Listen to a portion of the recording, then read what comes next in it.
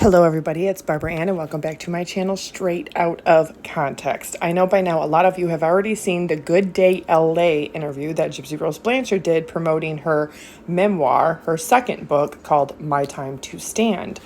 She just finished wrapping up her voiceover work for the audiobook version of her memoir, My Time to Stand. So she is promoting that.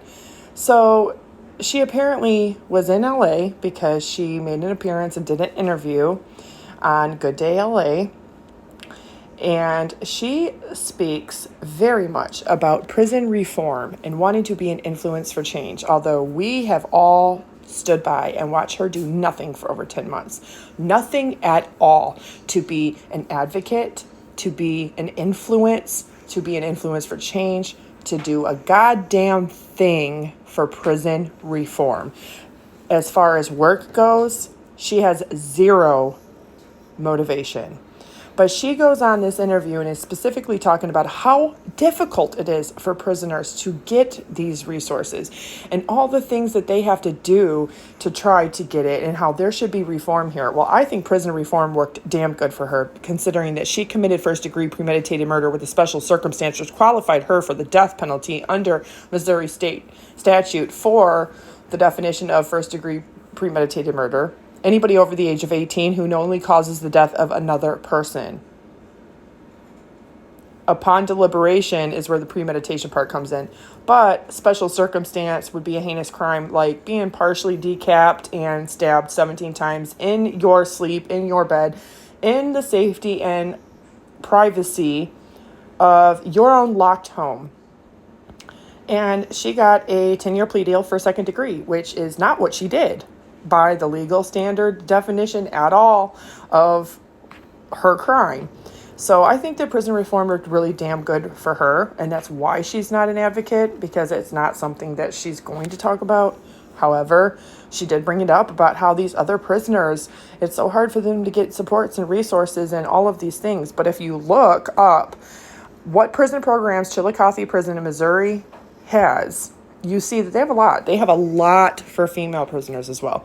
Chillicothe Correctional Center, Missouri Department of Corrections. There's therapy and treatment. It provides specialized programming for offenders with severe mental illnesses and developmental disabilities, which of course Gypsy falls underneath that, because if anybody has ever even spoken to Gypsy long term, you can pick up on there's a cognitive impairment there, maybe a dual diagnosis of mental illness and developmental disability, but they have therapy for that. Chillicothe Correctional Center also has the Companions at Chillicothe program. It provides educational foundation for the prison staff and the inmate population, building confidence and self-esteem. They have a ton of things for women specifically, as well as I want to show you this. Yes, you can earn a college degree at Chillicothe Correctional Center in Missouri through partnerships with colleges and university.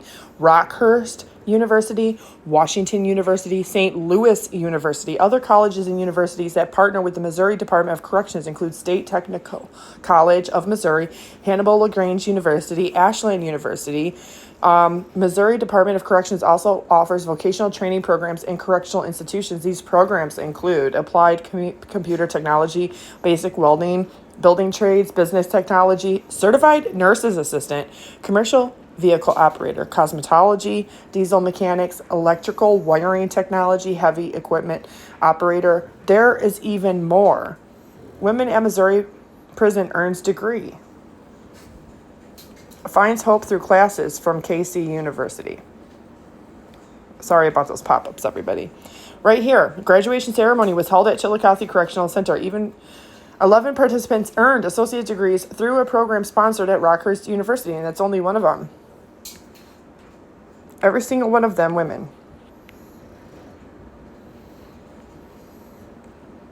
You know, one of them looks as young as 25. The oldest looks as old as 74. And you're going to say that there's absolutely no programs at all, or that it's difficult to get? Parole board, rehabilitation through job skills, suicide is forever video, male version, suicide is forever, female version.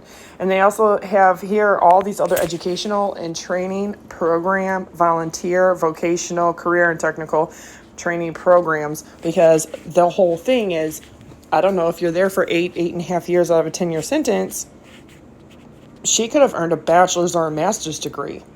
I mean, if she had the cognitive function and ability to do so, she could have simultaneously been getting the therapy and treatment that she so desperately needed, as well as getting a college degree to get out to get a job, to be self-sufficient and self-sustaining, since she is physically able to work. So to me, they even have substance use and recovery treatment services there.